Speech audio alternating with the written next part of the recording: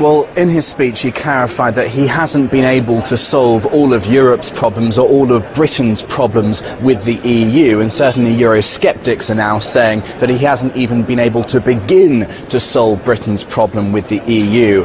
And now what we're going to see is a tug of war about how to spin Cameron's earnings from this months-long process. Has he managed to get enough to convince Brits to stay in the Union, or has his balance sheet now found itself in the negative? Will people be swung to leave the Union? Not looking sublime for Cameron with his allies. Watch this.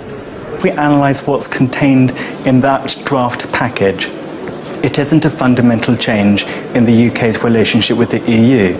Fundamentally, it doesn't repatriate any powers, and it doesn't change the fact that EU law is supreme over our laws. Well, I think it's all theatre, smoke and mirrors, a smoke screen, as Aaron Banks just put it. He didn't ask for much. He's not getting what he asked for, but in any case, that's not the point. I'm for leaving the European Union because it is a fundamentally anti-democratic organisation which cannot be reformed. What he wanted was very minimal stuff. Unfortunately, when he started this process, this long journey of his, he wanted complete reform of the European Union. He wanted Parliament to veto laws and all that kind of thing, maybe even break up the euro. He's got none of that, so it's not a very big deal, this whole thing. It's rather theatrical, and it's only really to be seen as the introduction to the real debate that now starts. If you cannot make your own laws, if you cannot control your own borders, you are not an independent, sovereign nation. And I want to live in an independent, sovereign nation. In the last 10 minutes, that a deal has now finally been done. So perhaps we could put David up for an Oscar, because he kept telling us he was battling for Britain and he was up till 5 o'clock in the morning. A deal has been done, but what kind of deal is it? Just think back 3 years to that Bloomberg speech, the high vaunting ambitions, the fundamental treaty change, the change of Britain's relationship, powers back to the United Kingdom. There was even talk of reform of the European Union itself. And what has happened over the last 48 hours is the British Prime Minister has gone to meet 27 other heads of state and frankly given an impression of Oliver Twist by saying, please, gentlemen, can I have some more concessions? Is that what we've sunk to as a nation?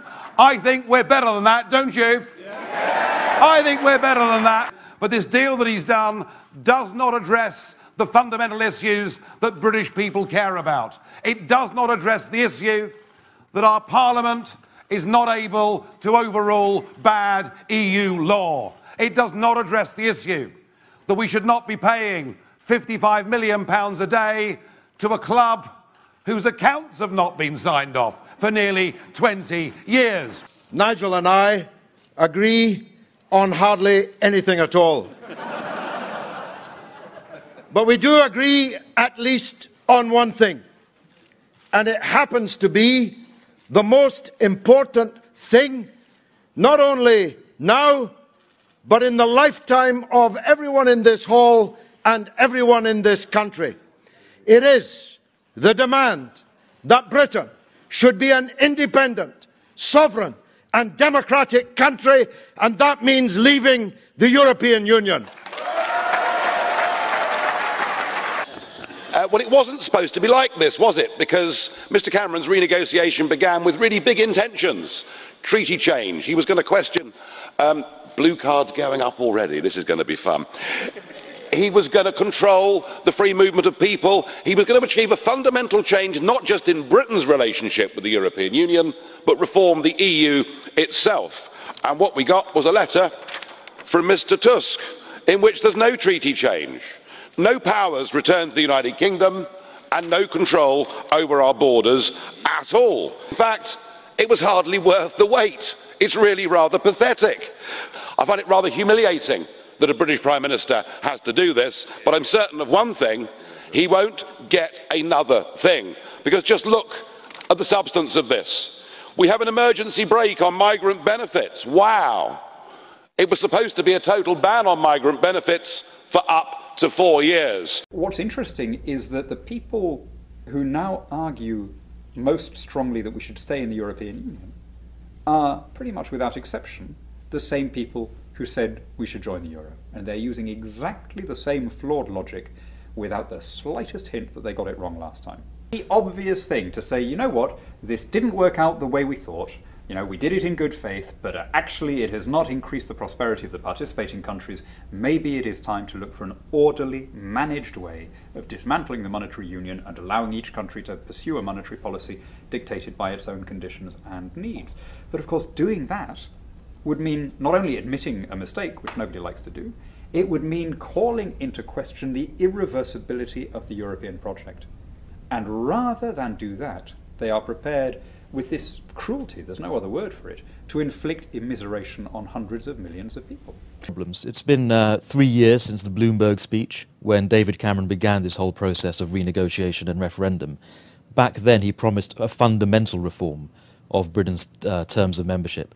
And overpromised. He certainly did overpromise, because nothing in the discussions of the past 2 days, or in the preliminary deal a couple of weeks ago with Donald Tusk, the council president, amount to a fundamental reform, whether of migration or even the relationship between in and out countries in the Eurozone.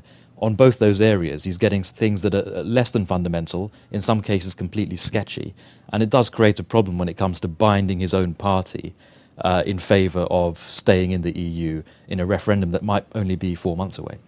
It is now time to take control of our own destiny, time to take control of our own laws, time to take control of our own borders. We will only get one chance, but we can do it. All of us, together. So let's get to it.